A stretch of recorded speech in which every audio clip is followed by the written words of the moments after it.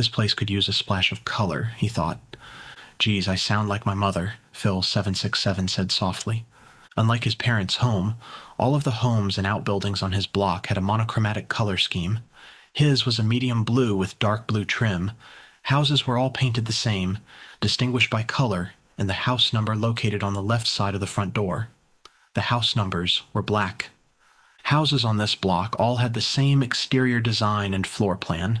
They were simply flipped or turned in the planning stage to appear as though they had some aesthetic variation. Sometimes they would change which side the driveway was on, to spice things up a bit, or turn the house around so the front was the back. All of the homes were designed as solar collectors, each one producing sufficient energy to operate all electrical devices. All homes and businesses were equipped with security cameras inside and out for personal safety. Each camera was connected to the system. The system was the electronic equivalent of the central nervous system for the world. It monitored and governed every aspect of daily life in 2243. All of the roads were solar collectors in the Certified Android Industries Industrial Village. They circle around the CAI complex and were laid out in concentric circles. Cross streets led directly to the CAI complex in the center. This was done for efficiency. There was really no need for street signs. The streets, however, were numbered. All employees were picked up by a one-passenger company car. It automatically took them directly to work when they got in. It was guided by an internal navigational system, and it had no steering wheel. The CAI vehicle was also quite plain. They were all white, with the company logo on the right door. If Phil767 needed to go somewhere else, he usually used public transportation or rented a car on occasion. Phil767 would be dropped off at his workstation in the morning, while the company car left to retrieve someone else. At the end of the day, CAI vehicle was waiting when he logged out of his workstation. It would bring him home and return to CAI. Phil767 worked 5 days at 5 hours a day, which was pretty standard. There was a 2-hour break midday that was spent at the facility. Accommodations for this recreation period ranged anywhere from shopping to swimming. Medical care and restaurants were also provided at CAI. Day 6 and 7 he spent at home.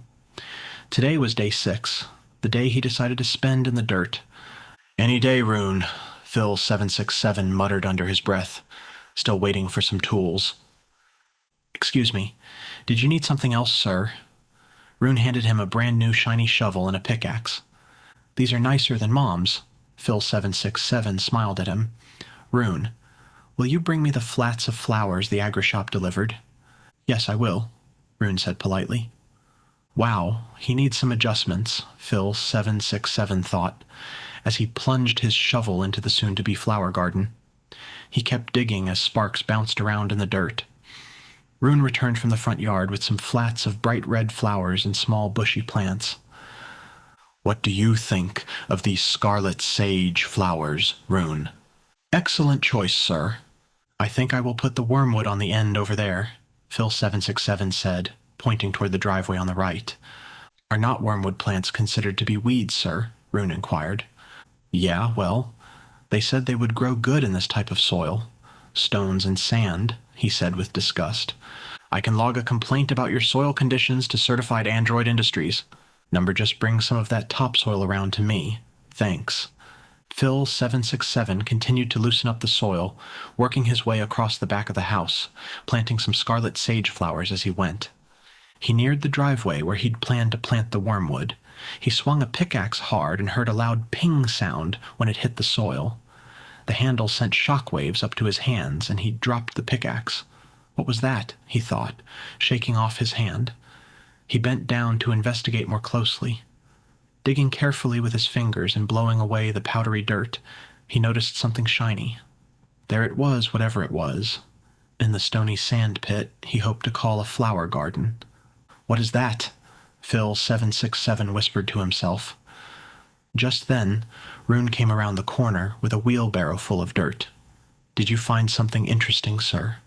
No, he stammered. Just another big stone or something.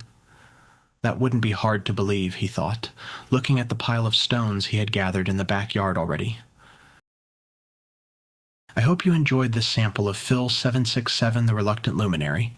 Find out what happens next. Follow for more content and click on the link below, Phil767.com.